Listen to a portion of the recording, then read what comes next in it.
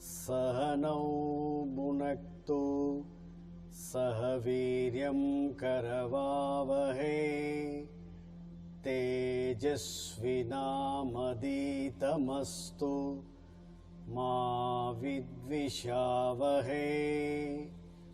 ओम शांति शांति शांति।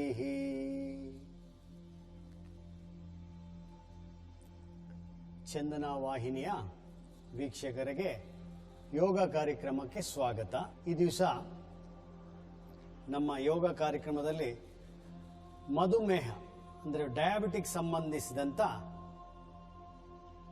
ಕಾಯಿಲೆಗೆ ಯಾವ ಥರ ಚಿಕಿತ್ಸೆ ಮನೆಯಲ್ಲೇ ಇದ್ದು ಕೆಲವೊಂದು ಪ್ರಾಪ್ಸ್ನ ಬಳಸಿ ಮಾಡೋದು ನಿಮಗೆ ತೋರಿಸ್ತೀನಿ.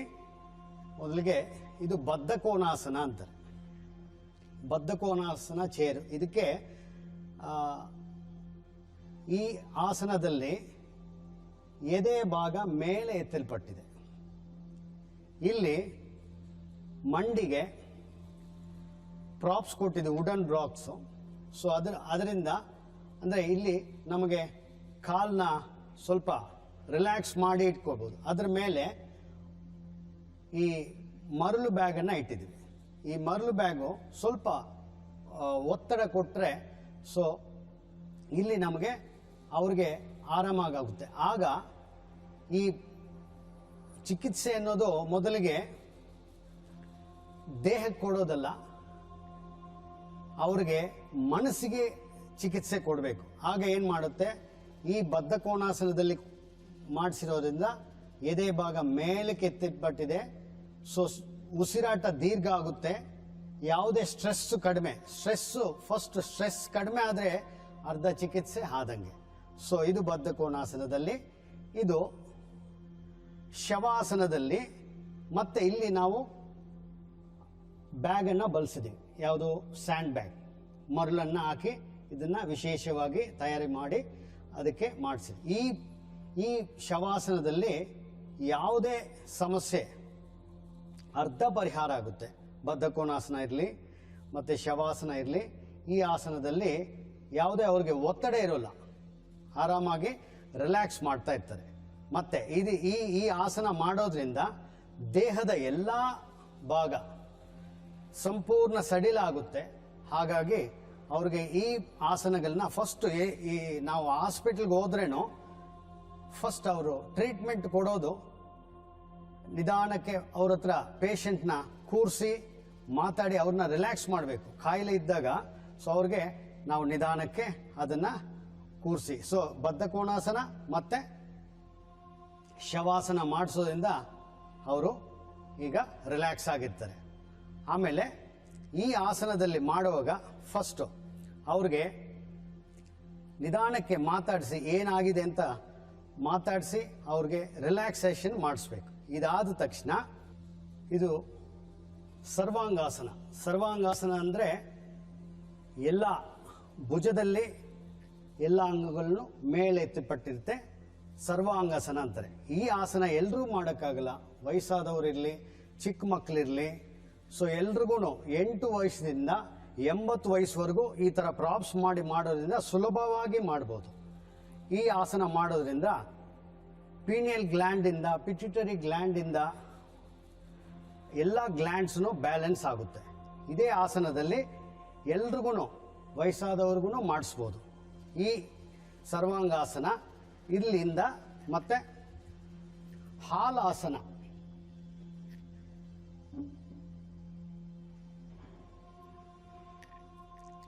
ಹಾಲಾಸನಕ್ಕೆ ನಿಧಾನಕ್ಕೆ ಅವ್ರಿಗೆ ಸಪೋರ್ಟ್ ಮಾಡಿಸೋದ್ರಿಂದ ಯಾವುದೇ ಕುತ್ತಿಗೆ ಭಾಗ ಯಾವುದೇ ಸ್ಟ್ರೆಸ್ ಆಗಲ್ಲ.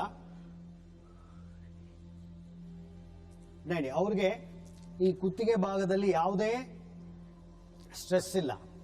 ಸೊ ಈ ಆಸನ ತುಂಬ ಬೆನಿಫಿಟ್ ಆಗುತ್ತೆ. ಯಾಕಂದರೆ ಈ ಡಯಾಬಿಟಿಸ್ಗೆ ಮುಖ್ಯವಾಗಿ ಎಲ್ಲ ಗ್ಲ್ಯಾಂಡ್ಸ್, ಪಿಟ್ಯುಟರಿ ಗ್ಲ್ಯಾಂಡಿಂದ ಹಿಡಿದು ಎಡ್ರಿನಲ್ ಗ್ಲ್ಯಾಂಡಿಂದ ಹಿಡಿದು ಎಲ್ಲನೂ ಬ್ಯಾಲೆನ್ಸ್ ಆಗುತ್ತೆ ಈ ಆಸನ ಮಾಡೋದ್ರಿಂದ.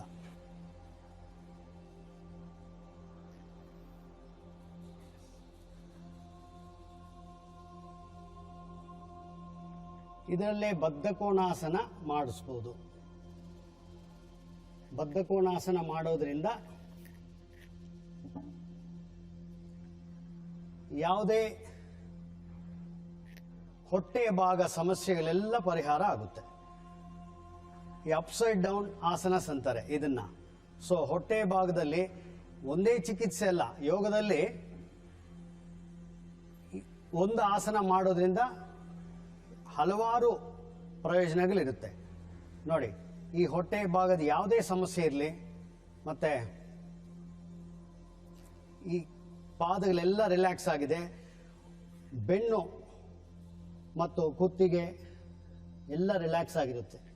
ಸೊ ಯಾವುದೇ ಹೊಟ್ಟೆ ಭಾಗ ಸಮಸ್ಯೆ ಇರಲಿ ಎಲ್ಲ ಪರಿಹಾರ ಆಗುತ್ತೆ. ಇಲ್ಲಿಂದ ಹೀಗೆ ನಿಧಾನವಾಗಿ ಹೇಗೆ ಬರೋದು ಅನ್ನೋದೇ ಒಂದು ದೊಡ್ಡ ಸಮಸ್ಯೆ ಆಗಿರುತ್ತೆ. ನಿಧಾನಕ್ಕೆ ಕೈಯನ್ನ ಮುಂದೆ ಇಟ್ಕೊಂಡು ನಿಧಾನಕ್ಕೆ ಚೇರ್ನ ಪಾದದಿಂದ ಮತ್ತು ಬೆರಳಿನಿಂದ ನಿಧಾನಕ್ಕೆ ತಳ್ಳಬೇಕು.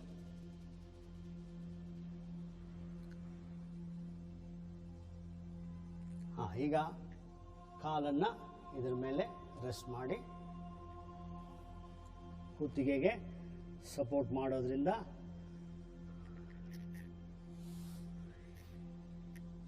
ಯಾವುದೇ ಈ ಆಸನ ಮಾಡೋದ್ರಿಂದ ಯಾವುದೇ ತೊಂದರೆ ಇರೋಲ್ಲ. ಈಗ ಎಲ್ಲ ರಿಲ್ಯಾಕ್ಸ್ ಆಗಿದೆ, ಈ ಭಾಗ ಸಂಪೂರ್ಣ ರಿಲ್ಯಾಕ್ಸ್ ಆಗುತ್ತೆ. ಈಗ ಯಾವುದೇ ಒತ್ತಡ ಇಲ್ಲ ಅವ್ರಿಗೆ ಒತ್ತಡ ಇಲ್ಲದೇನೆ ಮಾಡಿಸೋದು. ಅಂದರೆ ಶೀರ್ಷಾಸನ ಅಂದ್ರೇನೆ ತುಂಬ ಎಲ್ರಿಗೂ ಆಗಲ್ಲ. ಅದನ್ನ ಈ ಥರ ಸಿಂಪಲ್ ಆಗಿ ಪ್ರಾಪ್ಸ್ನ ಬಳಸಿ ಚೇರನ್ನ ಬಳಸಿ ಮಾಡೋದ್ರಿಂದ ಯಾವುದೇ ತೊಂದರೆ ಆಗಲ್ಲ. ಮತ್ತೆ ಪರಿಪೂರ್ಣ ನವಾಸನ ಅಂತ.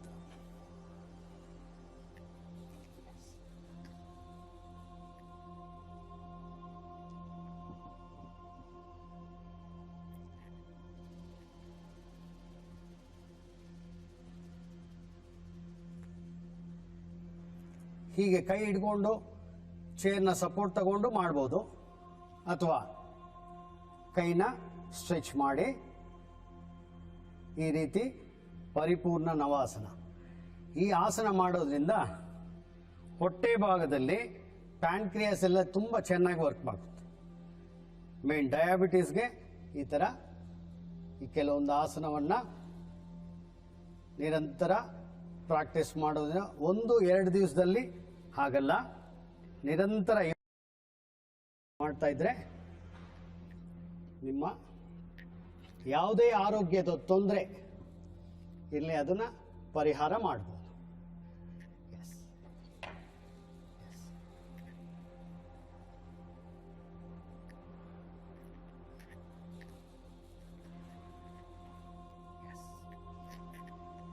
ಭರದ್ವಾಜಾಸನ.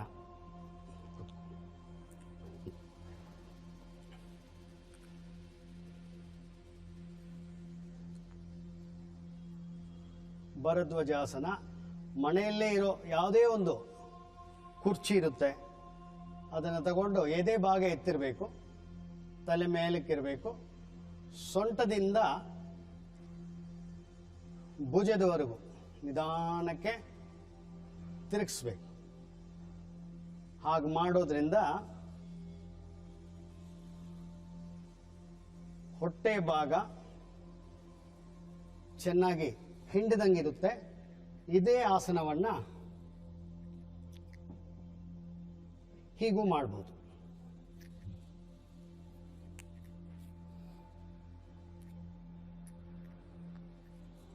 ಹೀಗೆ ಎದೆ ಎತ್ತಿರಬೇಕು, ಕಾಲನ್ನ ಚೆನ್ನಾಗಿ ಒತ್ತಬೇಕು.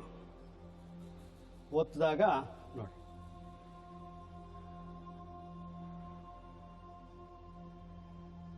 ಭರದ್ವಾಜಾಸನ.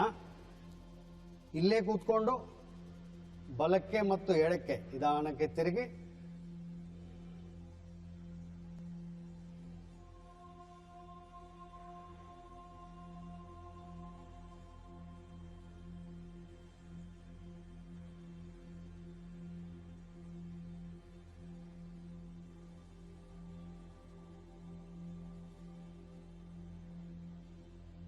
ಭರದ್ವಾಜಾಸನದಲ್ಲಿ ಎರಡು ವೇರಿಯೇಷನ್ಸ್, ಸೈಡ್ಗೆ ಕೂತ್ಕೊಂಡು ಮಾಡ್ಬೋದು, ಮುಂದೆಯಿಂದನೂ ಮಾಡ್ಬೋದು. ಭರದ್ವಾಜಾಸನವನ್ನು ಇಲ್ಲೇ ಮ್ಯಾಟಲ್ಲಿ ಕೂತೂ ಮಾಡ್ಬೋದು. ಭರದ್ವಾಜಾಸನ ಹೀಗೆ ಸಿಂಪಲ್ ಆಗಿ, ಯಾವುದೇ ಪ್ರಾಪ್ಸ್ ಇಲ್ಲ ಮನೆಯಲ್ಲಿ. ನೋಡಿ ಹೀಗೆ ನಿಧಾನಕ್ಕೆ ಎದೆ ಎತ್ತಿರಬೇಕು, ತಲೆ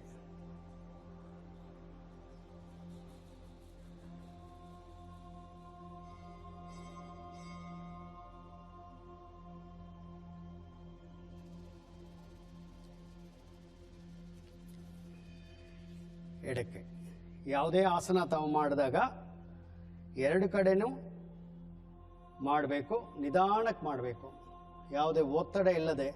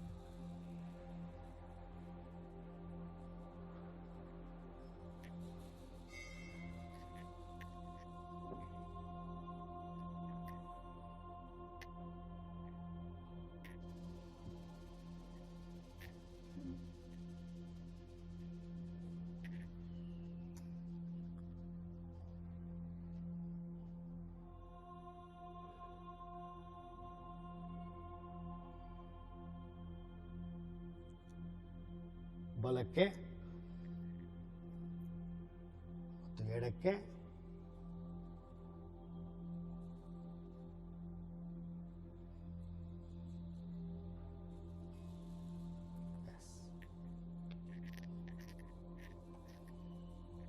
ಈಗ ಸುತ್ತ ಬದ್ಧ ಕೋಣಾಸನ, ಈ ರೋಪನ್ನು ಬಳಸಿ ಮಾಡೋದ್ರಿಂದ ಮಂಡಿ ನೇರ ಆಗುತ್ತೆ.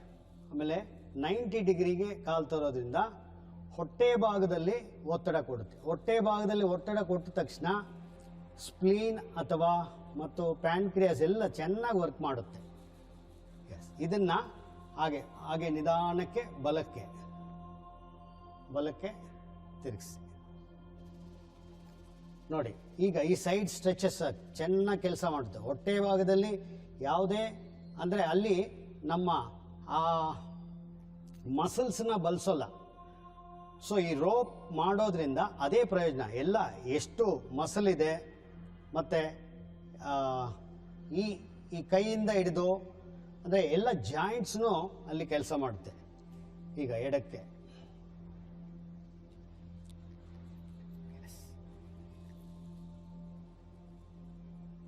ನೋಡಿ, ಈ ಭಾಗದಲ್ಲಿ ಹೊಟ್ಟೆ ಭಾಗದಲ್ಲಿ ನೋಡಿ ಈಗ ಚೆನ್ನಾಗಿ ಹಿಂಡ್ದಂಗೆ ಆಗುತ್ತೆ.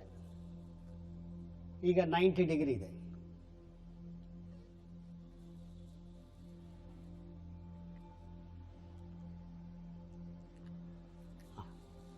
ಈಗ ಎರಡೂ ಪಾದಕ್ಕೆ ಹಾಕಿ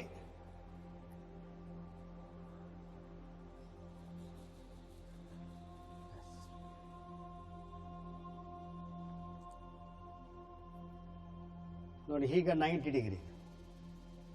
ಅದನ್ನು ಸ್ವಲ್ಪ ಗಮನಿಸಬೇಕು.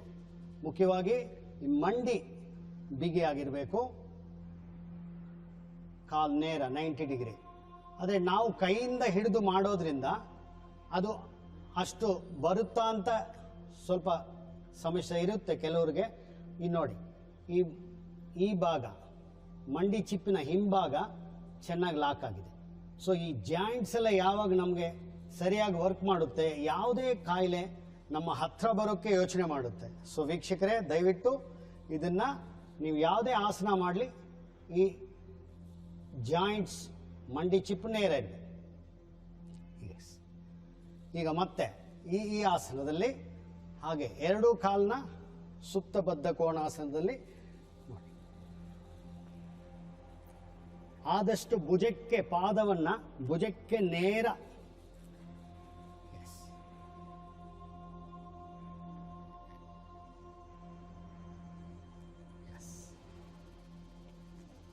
ಈಗ ಬಲಕ್ಕೆ.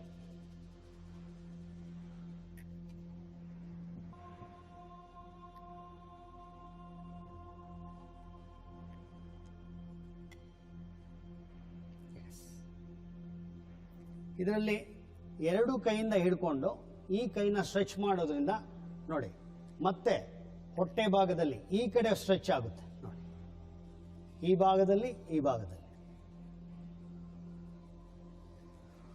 ನಾವು ಈ ಚಿಕಿತ್ಸೆ ಕೊಡುವಾಗ ಈಗ ವಯಸ್ಸಾದವರು ಇರ್ತಾರೆ, ಅವ್ರಿಗೆ ಇಷ್ಟು ಮಂಡಿ ಚಿಪ್ಪು ಬಿಗಿ ಮಾಡಿ ಮಾಡೋಷ್ಟಕ್ಕಾಗಲ್ಲ. ಸ್ವಲ್ಪ ಸ್ವಲ್ಪ ಅವ್ರಿಗೆ ಸಪೋರ್ಟ್ ಕೊಡ್ತಾ ರೋಪಿಂದ ಕೊಟ್ಟು ಮಾಡೋದ್ರಿಂದ ಈ ಸ್ಟ್ರೆಚ್ ಮಾಡೋದ್ರಿಂದ ನೋಡಿ, ಈಗ ನೋಡಿ ಈ ಭಾಗದಲ್ಲಿ ಫುಲ್ ಸ್ಟ್ರೆಚ್ ಆಗಿದೆ. ಅಂದರೆ ಮಸಲ್ಸು ಎಲ್ಲ ನಾವು ಬಳಸೋದೇ ಇಲ್ಲ, ದಿನನಿತ್ಯ ಚರ್ಯೆಯಲ್ಲಿ ಈ ಮಸಲ್ಸನ್ನು ಬಳಸಬೇಕು. ಆಗ ನಮಗೆ ಯಾವುದೇ ತೊಂದರೆ ಇದ್ರೂ ಪರಿಹಾರ ಆಗುತ್ತೆ.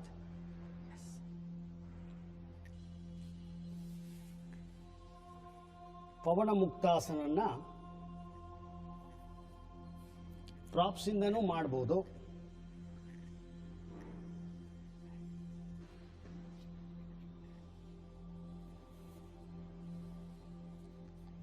ನೋಡಿ ಥೆರಪಿನಲ್ಲಿ ಈಗ ಹೌರಾಗಿ ಮಾಡುವಾಗ ಇಷ್ಟೊಂದು ಸ್ವಲ್ಪ ಪ್ರೆಷರ್ ಹಾಕಲ್ಲ, ನಾವಿಲ್ಲಿ ಪ್ರೆಷರ್ ಕೊಡೋದ್ರಿಂದ ಅವ್ರಿಗೆ ಚೆನ್ನಾಗಿ ಆ ಹೊಟ್ಟೆ ಭಾಗದಲ್ಲಿ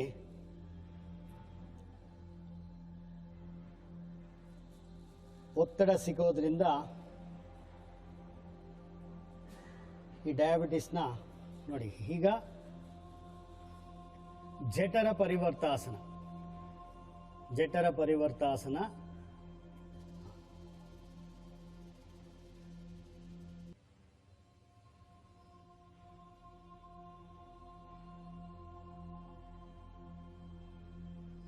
ಬಲಕ್ಕೆ, ಈಗ ಎಡಕ್ಕೆ.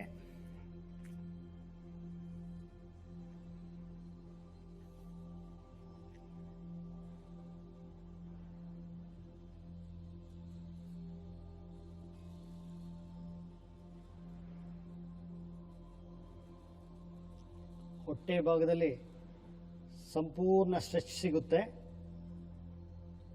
ಒಂದು 15 ಇದನ್ನೇ ದಿನನಿತ್ಯ ಮಾಡೋದ್ರಿಂದ ನಿಮಗೆ ರಿಸಲ್ಟ್ ಸಿಗುತ್ತೆ.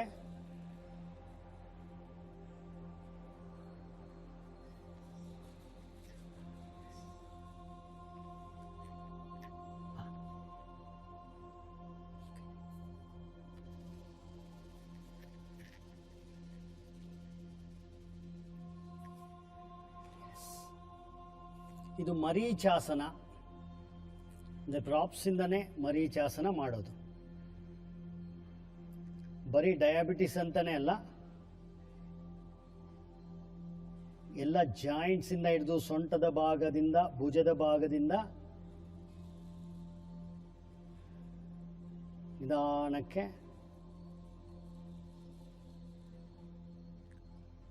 ವಿಶ್ರಾಂತಿ ಸಿಗುತ್ತೆ.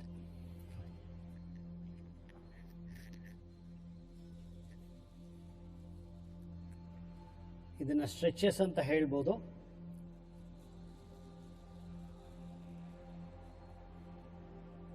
ಹೊಟ್ಟೆ ಸಮಸ್ಯೆ ಯಾವುದೇ ಇರಲಿ ಎಲ್ಲ ಪರಿಹಾರ ಆಗುತ್ತೆ. ಈಗ ಬನ್ನಿ ಕೂತ್ಕೊಳ್ಳಿ.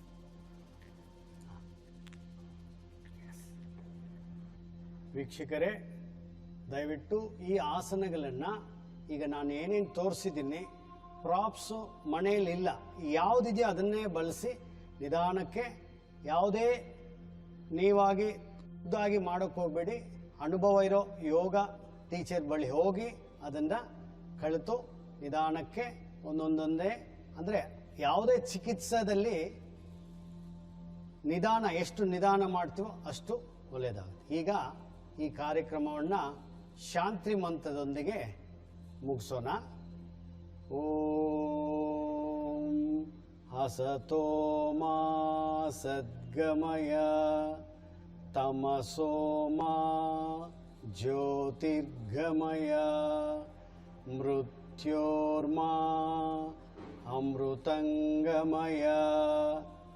ಓಂ ಶಾಂತಿ ಶಾಂತಿ ಶಾಂತಿ.